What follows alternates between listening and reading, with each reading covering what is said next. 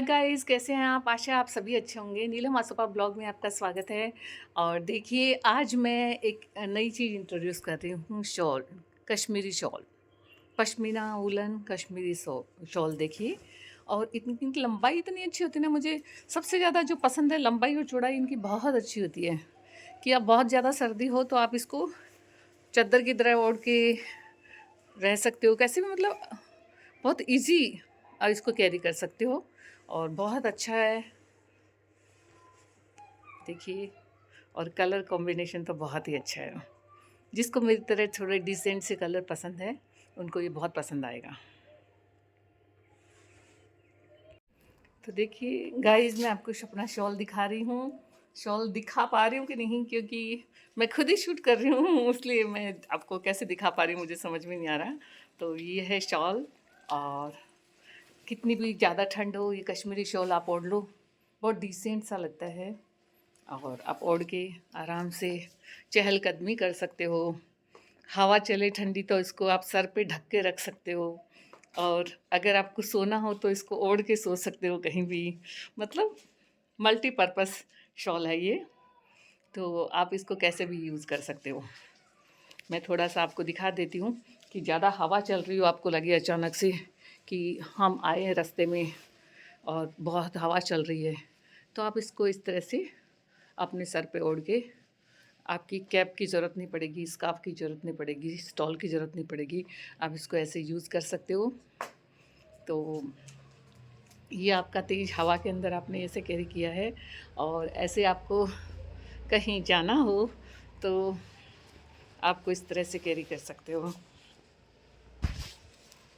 कहीं जाना हो आपको, साड़ी के ऊपर इसको इस तरह से, साड़ी पे कई बार हमें स्वेटर कोट पहनने में थोड़ा सा ऐसे लगता है कि पहने कि नहीं पहने, तो साथ में रख सकते हो। आप जाके वहाँ पे पहन सकते हो इजीली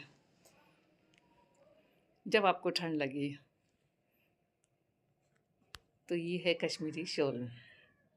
छूट उठा है ना, सुबह से अपनी एक नई तहकीकात में लगा हुआ है। जैसे कोई सीबीआई वो लगी रहती है ना अपनी खोजबीन में, कि किसी ने कहाँ पाँव रखा था, कहाँ से कौन कहाँ से गया था, ये सब में लगा हुआ है। सुबह सुबह से छानबीन कर रहा है तो अब छोटू की छानबीन ख़त्म नहीं हो रही है, सुबह से यही चल रही है इसकी। सूंघता रहता है जगह जगह पे। तो गाइज़, ठंड बहुत पड़ने लगी है और अब सामने, अब शादियां तो कम से कम 4-5 दिन और होगी, उसके बाद 1 महीने का ब्रेक हो जाता है। आप सभी जानते होंगे, मल मास लग जाता है तो शादियां नहीं होती उस वक्त। और उस वक्त मल मास में सभी पकोड़े बनाते हैं घर घर में। अब वो आपको पता ही है, संक्रांति है, वो सेलिब्रेट करते हो, लोहड़ी करते हो, तो सभी जानते हो आप 14 जनवरी को क्या है। और बस उसी तैयारी में लग जाते हैं सब लोग। सेलिब्रेट योर लाइफ, मेरा तो कहने का मतलब हर दिन सेलिब्रेट करो। कोई दिन ऐसा नहीं छोड़ो जैसे आपको लगे कि आज मैंने जिया नहीं। इसलिए आप हर दिन को जियो, क्योंकि ज़िंदगी इसी का नाम है। जो ठहर गया वो ठहर गया। क्योंकि बहुत, मतलब मैं आपको बता नहीं सकती। कल शाम से मेरे को इतनी न्यूज़, ऐसे जहाँ देखूँ वहाँ न्यूज़ मिलती है कि वो मेरे नॉन हैं, वो मेरे चाचा जी हैं, गणपत काका जी उनको कहते थे हम, वो एक्सपायर हो गए। और ऐसे मतलब बहुत सारे लोग, मतलब वो मेरे जो पापा हैं उनके धर्म भाई थे, तो वो एक्सपायर हो गए। तो ऐसा सुन के बड़ा दुःख होता है ना, कि कैसे इंसान आता है और चला जाता है एक दिन। ऐसा क्यों होता है? आता है, भाग-दौड़ में लग जाता है और फिर एक दिन सब कुछ छोड़ के चला जाता है। अब तुम्हारे हवाले वतन साथियों, ये कह के वो विदा ले लेता है यहाँ से। तो बड़े दुःख की बात है। जो लोग चले जाते हैं हमें छोड़ के, हम उनका बहुत याद करते हैं, लेकिन सच ये है कि वो कभी लौट के नहीं आते। लोग ठंड में अपना बड़ा ख़्याल रखिएगा, क्योंकि अभी ठंड बहुत ज़्यादा है। अभी ठंड इतनी ज़्यादा है कि मैं तो चारू को और मोनिका को भी बोलती रहती हूँ कि आप ठंड में ना बच्चों का बहुत ध्यान रखो। एक बार ज़ुकाम हो गया तो फिर बहुत मुश्किल हो जाएगी।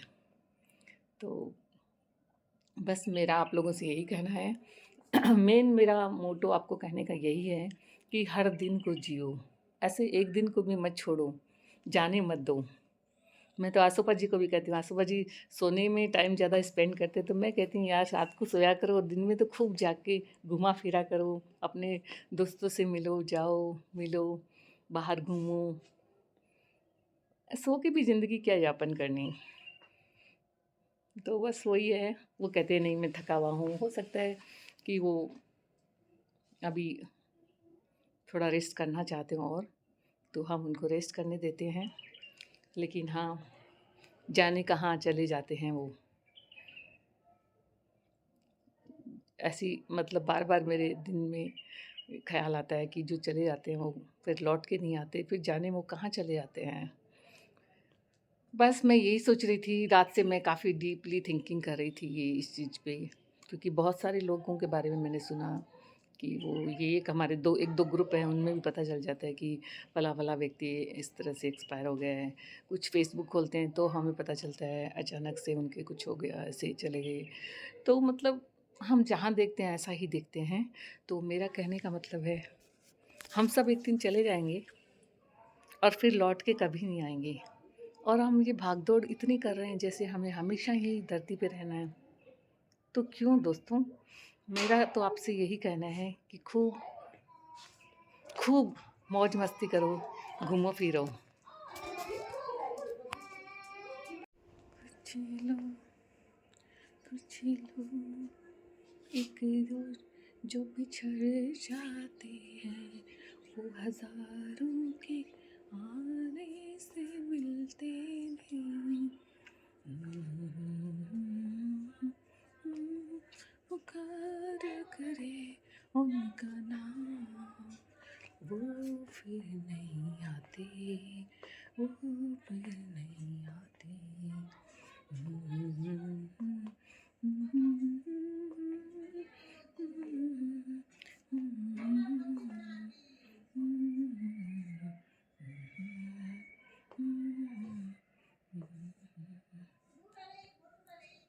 तो गाइस, मुझे अपनी मम्मी से मिलने जाने का बहुत मन कर रहा है।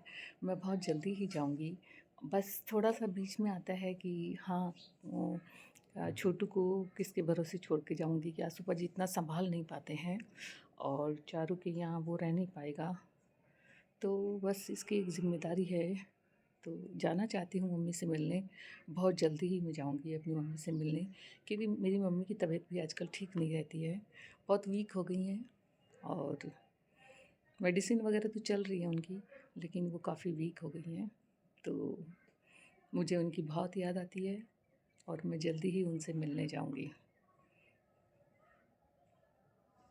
तो गाइज़, कभी-कभी आपको भी लगता होगा ना कि आपका कोई बहुत नज़दीकी जिसे आप बहुत प्यार करते हैं और जिन मतलब बहुत आपका करीबी रिश्तेदार कोई चला गया हो, उसके बाद कितना दुःख होता है। हम कितना सोचते हैं क्या है ये, मतलब आते हैं हम दुनिया में और चले जाते हैं। और कुछ-कुछ लोग तो इतनी जल्दी चले जाते हैं कि मतलब ऐसे लगता है कि हम उनके साथ टाइम स्पेंड ही नहीं कर पाए, तो बहुत दुःख होता है। तो गाइस, सबसे मिलते मिलाते रहिए, क्योंकि ये जीवन है बहुत छोटा सा है, पता नहीं कल क्या होगा। तो सब मिलते मिलाते रहिए, अपनों से मिलते रहिए, उनकी कुशल क्षेम पूछते रहिए। आज तो आजकल तो हमारे पास मोबाइल है। मेरे पापा जब मतलब अपने टाइम में रहे होंगे तो उनके पास मोबाइल नहीं थे, वो चिट्ठी लिखते थे। और मुझे याद है चारू के जब चारू हुई थी तो चिट्ठी लिखी थी उन्होंने मेरे ससुराल वालों को, वो मेरे पास अभी पड़ी है, मैं आपको दिखाऊंगी एक दिन।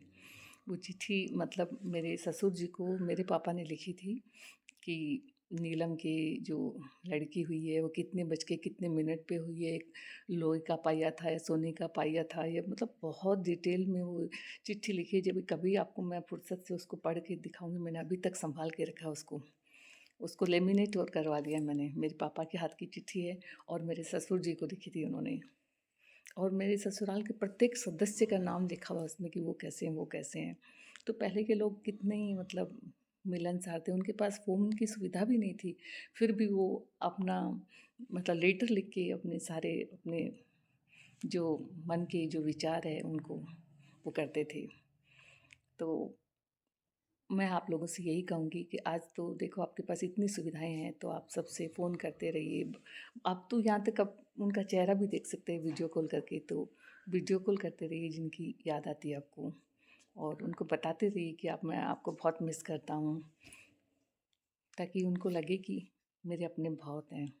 और विशेषकर बुज़ुर्गों के बहुत नज़दीक रहिए, बुज़ुर्गों का बहुत सम्मान कीजिए, बुज़ुर्गों से बात करिए क्योंकि बात करना उनको बहुत पसंद है। एक टाइम में मतलब उनको लगता है कि सब लोग उनसे बात करते हैं तो उनको बहुत अच्छा लगता है, हमारे साथ भी टाइम आएगा, हम भी बूढ़े होंगे, हमें भी लगेगा कोई हमसे बात करे बहुत अच्छा लगता है। कोई बच्चा भी उनके जाके बात करता है तो उनको बहुत अच्छा लगता है। तो गाइज़ मैं तो आपसे यही कहूँगी कि बुज़ुर्गों के नज़दीक रहिए और बल्कि अपने पारिवारिक सभी सदस्यों से आप आजकल क्योंकि कुछ पता नहीं चलता है, तो अपने परिवार के प्रत्येक सदस्य के टच में रहिए। कुछ गलती हो जाती है तो झुक जाइए, ईगो मत रखिए। झुकने से आदमी बड़ा हो जाता है, इसलिए झुक जाइए लेकिन रिश्तों को बना के रखिए। रिश्ते बहुत, बहुत इम्पोर्टेंट चीज़ है, इसलिए उनको बना के रखिए। तो बस गाइज़ मेरा आपसे यही कहना है कि आज के ब्लॉग में मैं सब इतना ही कहना चाहूँगी कि बहुत ही पता नहीं इस क्षण हम यहाँ हैं, अगले क्षण हम कहाँ होंगे कुछ पता नहीं है। इसलिए अपनों से मिलते मिलाते रहिए, उनकी कुशल-क्षेम पूछते रहिए। इस या तो आप ऐसा कुछ बना लीजिए कि संडे की संडे मैं उनको फ़ोन किया करूँगा। इतने लोगों को संडे को नहीं कर पाती हो तो ऐसे लोग आधे लोगों को इन लोगों को मैं संडे को फ़ोन किया करूँगा।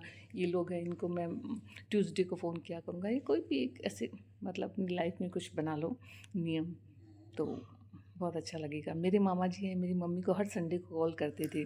अब मेरे मामा जी नहीं रहे हैं, तो मेरी मम्मी को मामा जी की जो बेटी है, वो हर संडे को कॉल करती है और मेरी मम्मी रोज़ बताती है कि देखो, दीप्ति मुझे फ़ोन करती है और उनको बहुत अच्छा लगता है कि उनकी जो भाई की बेटी है, वो भी उनको हर संडे को कॉल करती है। तो उनको मतलब इस कमी का इतना वो नहीं होता कि कम से कम मेरी जो मैं उनके टच में हूँ मतलब, ये बहुत अच्छा लगता है बुज़ुर्गों को।